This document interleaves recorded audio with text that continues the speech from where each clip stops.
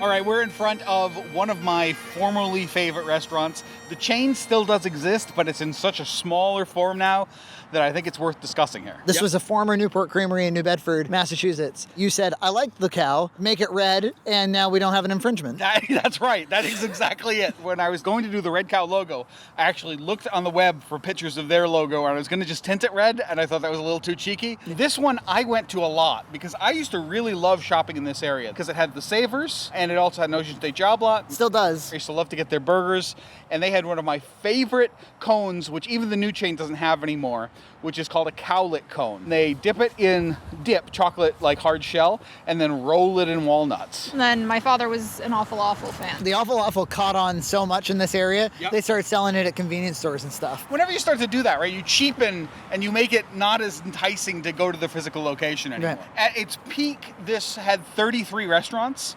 They are down to 10 now. Did they originate in Newport, Rhode Island? Yes, they do, and their Newport, Rhode Island location is still actually open. Our daughter still frequents one for grilled cheese and French fries. And her first ever taste of macaroni and cheese was at a Newport Creamery. If you think about our area, there actually used to be a ton of them. There was this one here.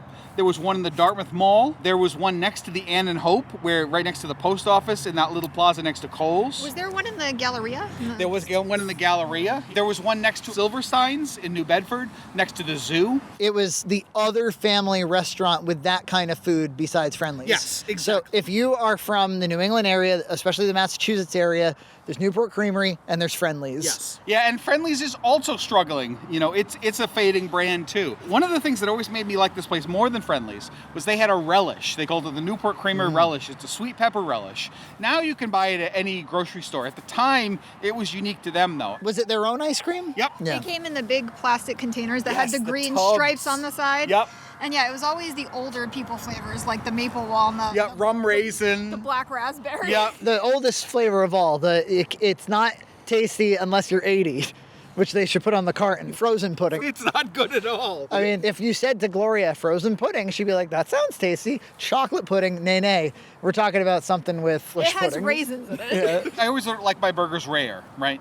So I asked. He's not kidding, by the way. I'm not kidding. You know, I asked for a rare burger, and the burger that got set out was not rare. It was blue.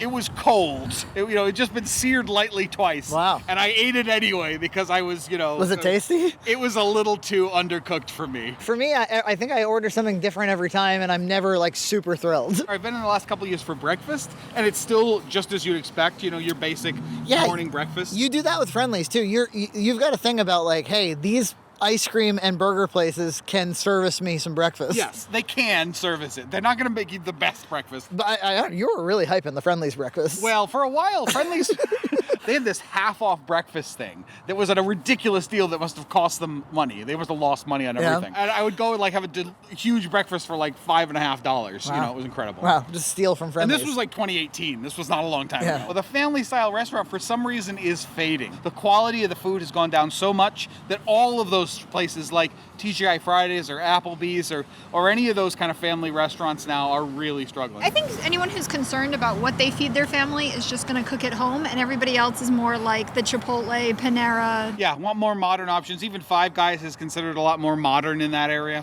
Admittedly, it is a pain in the ass to go to a restaurant with a child.